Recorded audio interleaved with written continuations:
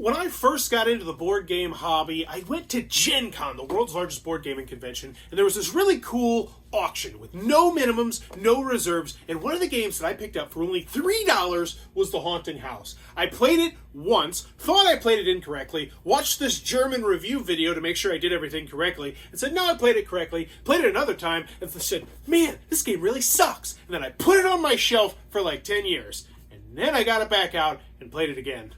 So let's talk about it.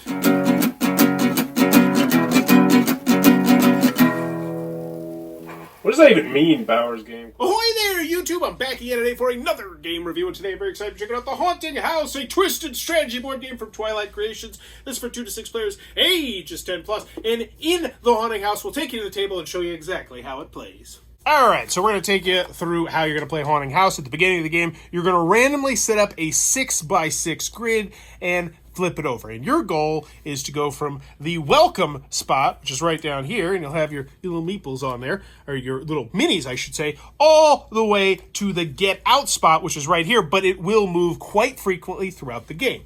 Now, card-wise, you're only going to have 10 cards grand total in the game, and every single color is just going to get their unique 10 cards. So let's walk you through the 10 cards. No, we'll walk you through how the game plays first, and then I'll walk you through the 10 cards. So the first thing you're going to do when you first start the game is you're just going to mix up all your cards, and then the player to your right, for some reason, I guess they're worried about you cheating or something, is then going to randomly put 4 cards in front of you. So just like boom, boom, boom, boom, boom. They put the 4 cards in front of you like so. Everybody now should have 4 cards in front of you, and then you're going to flip them, and then if you can, you're going to follow the directions on the cards. Okay, so let's go over some of the stuff. So move 1 space, pretty self-explanatory. Boom, that'd be moving 1 space. Then the next card, and then everyone at the table would do that. And then once everyone has done that, and then now you get rotate 90 degrees, and so you're able to rotate any of the tiles near you, except for the entrances and the exits, or a spot where people are on, 90 degrees. So, that one would obviously not help me at all, so, I might just do that, cause whatever.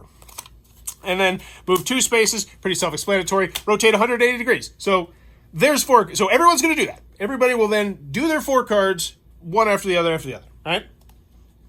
Then you're going to get all your cards back. You're going to take the white cards out, because you can't play the white cards. Those white cards are just bad, potentially bad stuff that can just happen to you.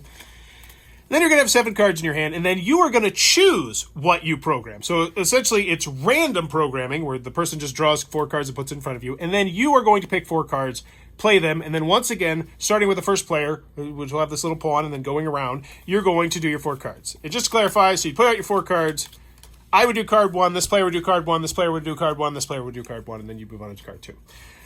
And that's the gist. You're trying to get out of the mansion. So let's talk about the other cards we haven't talked about. First, we have switch places. If you are directly next to another player, either diagonal or adjacent, bada boom, you switch places with them. Simple, easy peasy. Switch 2 tiles, same thing. You're going to take 2 tiles that are next to you, directly adjacent to you, and you're going to bada boom, switch them. Ha, that's fun. Secret passages. So secret passages allow you to go through 1 wall to the space next to you. Honestly, it's probably the best card you have, aside from maybe 2 spaces. You cannot go through 2 walls, though. So that would be a secret passage right there, because look, there's a wall there, and now, boom, I'm over there. Fun. Rotate 180 degrees. That's like rotate 90 degrees, except with 90 degrees of more power. But now we'll talk about the 3 cards that you can't play during your turn. They only happen randomly, and one of which is really makes the game kind of drag sometimes. So first we have Hall of Mirrors. It just doesn't do anything at all. Whatever. You just say, okay, I got Hall of Mirrors, your turn. Move exit, which means you move the exit. You can't move it to like right next to where it already is, and you can't move it next to the entrance, but you move it to another spot, which means that if you spent, like say your entire action to get, I'm up to here, I'm so close, well then I'm just going to go right here. And they're like, well, that kind of sucks. Or, you have to do that. Like, if that's just randomly what happens, because that's the random card phase. And then trapdoor means that you immediately go to the nearest trapdoor, which are these, like, narrow tiles right here. So, let's say I was already on that trapdoor, I would go down to here, and that would probably take me another turn or 2 to get out of there and to wherever else I wanted to go towards this exit. Which, once again, I was super close to, but because of randomness, I'm no longer there. And that's it. You have 4 random cards that come out, which might be potentially some of the bad white cards. then you draft, then you place your 4 cards out, you do those, and you keep doing that over and over and over and over again, passing the first player marker to whoever, clockwise around the table, until someone is able to eventually escape, or until you say, you know what, I'm going to quit and go play a better game. Or house rule it, which a lot of people tended to do. But that is how you're going to play The Haunting House. Alrighty then, The Haunting House from Twilight Creations. What are my final thoughts? Let's go over the pros, let's go over the cons. First, on the pro side, it comes with minis, which in 2003, that was kind of cool. Like, there's those screaming mini people, like, oh, hey, there wasn't too many of those back then. There's expansions as well. I have no idea how this game got expansions. I think it really is a testament to how much better board games have gotten since 2003. The fact that this earned, I think, like 3 expansions, which, dear God, apparently made it longer and more difficult to get out of the house, But if you like it, there's more expansions. There's a whole plethora of house rules that you can find on Board Game Geek if you really want to try and find the fun in this pile of garbage. And it's easy to learn, easy to teach, relatively simple game. That's what I got on the pros. Moving on to the cons. Holy God, this is one of the worst games I have ever played in the hobby game sphere. Obviously, sometimes you get the mass market garbage where clearly they put no time or effort into designing a game. However, this is just, it's so not fun. And so let's talk about it. So at the beginning, the random phase just pretty much throws you all around the house. And sometimes you can't do anything at all, but whatever. It moves the doors, it moves the tiles, it does this, it does that. And then you decide what you want to do. You get 4 actions, you get to do it.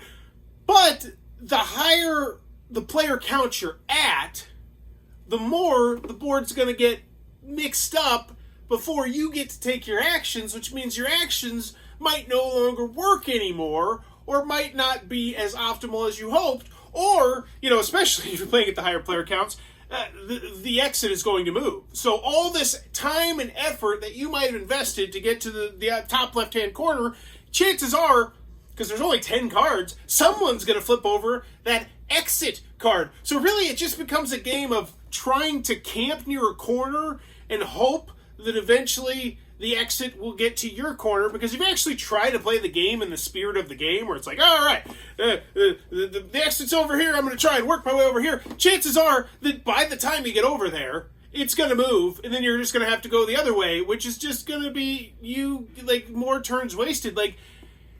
This game, at 2 players, it takes quite a while to get out of here. And it's just the same repetitive crap over and over and over again. There's no interesting cards. There's nothing interesting that happens. It's just like, oh, look, I can't go through this. More times than not, you're just not going to do anything. Or it's like, oh, I can move here, and it doesn't really help me. Or, oh, I can't actually use this secret passage because there's 2 walls instead of 1 wall, because they were nice enough in the rules to make sure that you knew that you can't go through 2 walls, you can only go through 1. It's just, I was astounded. I'm honestly flabbergasted at how unfun this game was. And I played it with some kids. I remember way back in the day I played with kids. I played it with my son this most recent time. And I want to love it. I like the theme. I think it's a neat theme. You're trying to escape out. It's got a simple rule set. It's just mind-boggling that these are the rules that they came up with. Because you'll play it and you'll be like, are we doing this right? This is taking so dang long and it's so not fun. And when I looked up this game on Board Game Geek, apparently over the last 20 years people agreed. It's terribly rated on Board Game Geek, but it's still it blows my mind that this had 3 expansions. Who was sitting there man, I can't wait to get more haunting house stuff so that the haunting house could be even more difficult for me to get out of. At the end of the day, I'm really glad to review this game. There's a reason that this game sat on my shelf. Literally, when I took this off my shelf, I had to cake off dust because I remember it was burned into my brain. Because if I recall correctly, I busted this out 5 players on a game night. And it was miserable. It was god-awful. And now I can get rid of it. And normally when I get a game like this, I want to try out the expansions. But not with this one. Not with The Haunting House. So, at the end of the day, final thoughts on this one. This is one of the worst games I've ever played. It feels terribly designed. It feels like a dinosaur game design wise. It's just incredibly frustrating. A random phase that just completely screws you over. And then, and then the players, they're just going to completely screw you over too. And maybe it might be on purpose. It might be on accident. It's just... Haunting House. Probably want to steer clear of this one. I hate someone was supposed to hit over there. If you enjoyed the content, please be sure to click on that subscribe button down below as I'm trying to reach 17,000 subscribers in 2023 to make it my biggest year ever. And in the comments below, let me know, have you played The Haunting House? What do you think about the game? Have you tried the mythical expansions? Do they actually make it better? Do they make it worse? And no, I don't want to hear about your house rule. I read through all of them. And my bottom line is, my stance on house rules is, if you need house rules to make your game fun or make your game better, then that's on you. You should have designed the game better. You should have listened during playtesting when people are like, maybe do this instead. Because there's so many other things that, yeah. I'm done talking about this game. Hopefully forever. Unless you respond in the comments, because then of course I'll respond. But as always, thanks for your time, YouTube. This video is brought to you by all of my amazing Patreon supporters, and I would love it if you would join their ranks and have your name immortalized in the end of many of my videos for the end of time. But consider for only $1 a month, and as always, thanks for stopping by.